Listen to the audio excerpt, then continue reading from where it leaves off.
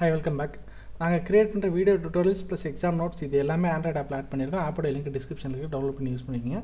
Subject wise topic wise content போட்டிருக்கோம். கண்டென்ட்டுக்குள்ளேயே வீடியோட லிங்க்கும் கொடுத்துருக்கோம்.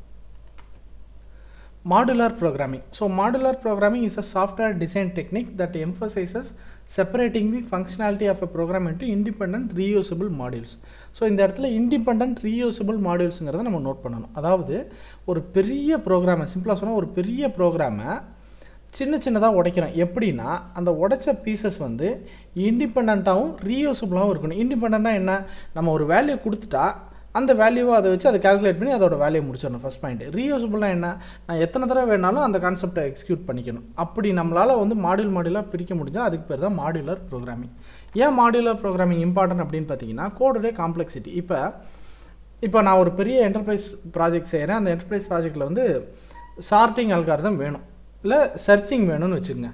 அப்போ நான் ஒவ்வொரு டைமும் சர்ச்சிங் கோடு எழுதக்கூடாது. சர்ச்சிங்கிறத ஒரு மாடியூலில் எழுதி தனியாக வச்சிடணும். எப்போப்பெல்லாம் நான் ஒரு வேல்யூ இருக்கான்னு செக் பண்ணணும்னா அந்த அரேவையும் அந்த வேல்யூவும் அந்த சர்ச்சிங் மாடியூலுக்கு அனுப்பிச்சேன்னா அது என்ன பண்ணும், சர்ச் பண்ணி இருக்கா இல்லைன்னு எனக்கு சொல்லிடணும். ஸோ இதுதான் மாடியூலோட simplest explanation. So how is modular programming done in C? அதே தான், ஃபங்க்ஷன்ஸ் வச்சு தான் பண்ணுறோம். மெயின்லி ஃபங்க்ஷன் மாடியூலுங்கிறது இங்கே ஃபங்க்ஷன் தான். ஒரு ஃபங்க்ஷனுக்குள்ளே ஒரு பிளாக்குள்ளே நம்ம லாஜிக் எழுதிடுறோம். எப்போயெல்லாம் தேவையோ அப்போயெல்லாம் அந்த ஃபங்க்ஷனை கால் பண்ணுறோம். இப்போ ஒரு சின்ன எக்ஸாம்பிள் பாருங்கள்.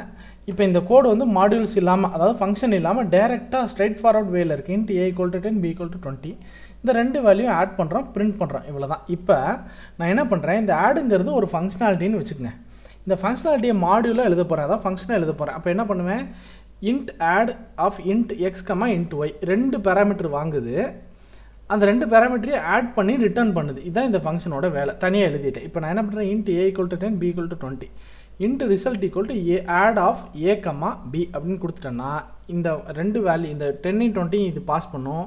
இது பாஸ் பண்ணோன்னே இது கால் பண்ணும்போது இங்கே 10 இங்கே 20 நிற்கும். ஆட் பண்ணி 10 + 20 13 ரிட்டர்ன் பண்ணும். ஸோ அந்த கால்குலேட் பண்ண வேல்யூ ரிட்டர்ன் பண்ணுதா, இன்டிஜரை ரிட்டர்ன் பண்ணுறதை இங்கே பிரிண்ட் பண்ணிடுது. ஸோ இந்த இடத்துல ஒரு ஃபங்க்ஷன் காலை ஆட் பண்ணியிருக்கோம். இப்போ இது ஒரு லைன் தான். பட் இதே ஆடை நான் மல்டிபிள் டைம் யூஸ் பண்ணுவேன். அப்படின்னா நான் இந்த மாடுலாரிட்டி இல்லாத ப்ரோக்ராமில் பார்த்தீங்கன்னா எத்தனை தடவை யூஸ் பண்ணாலும் அந்த இடத்துல sum = a + b, sum = c + dன்னு போட்டாகணும். But இங்கே நான் ஃபங்க்ஷன் காலை கொடுத்துடலாம். இங்கே ஆக்சுவலாக ஒரு a + bன்னு ஒரு எக்ஸ்பிரஷன் இருக்கனால நமக்கு அது சிம்பிளஸ்ட்டாக தெரியுது. இப்போ நான் ஒரு 2 வேல்யூ கொடுத்தேன்னா அதில் ஒரு 5-6 ஆப்ரேஷன் பண்ணி ஒரு அவுட்புட் கொடுக்கணும். அப்படின்னா ஒவ்வொரு தடவையும் 5-6 லைன் நம்ம எழுதக்கூடாது. ஒரு தடவை அந்த 5-6 லைனை ஃபங்க்ஷனாக எழுதிட்டா எப்போ வேணாலும் அந்த ஃபங்க்ஷனை டேரெக்டாக கால் பண்ணி யூஸ் பண்ணிக்கணும். இதுதான் மாடுலாரிட்டியோடைய டீட்டெயில் எக்ஸாம்பிள். ஸோ இதோட பெனிஃபிட் நம்ம ஆல்ரெடி சொல்லிட்டோம். ரீயூசபிலிட்டி, எத்தனை தடவை வேணாலும் நம்ம மறுபடியும் அந்த ஃபங்க்ஷனை கால் பண்ணிக்கலாம். ரீடபிலிட்டி, கன்ஃபியூஷன் ஆகாது. ஸோ அந்த ஃபங்க்ஷன் கால் வந்துச்சுன்னா இந்த அந்த ஃபங்க்ஷனோட டெஃபினிஷன் அங்கே இருக்குது, அந்த ஃபங்க்ஷன் இதை பண்ணுது, நம்ம ரீட் பண்ண ஈஸியாக இருக்கும். Maintainability, team collaboration. ஸோ இது ஒரு எக்ஸாம்பிள்.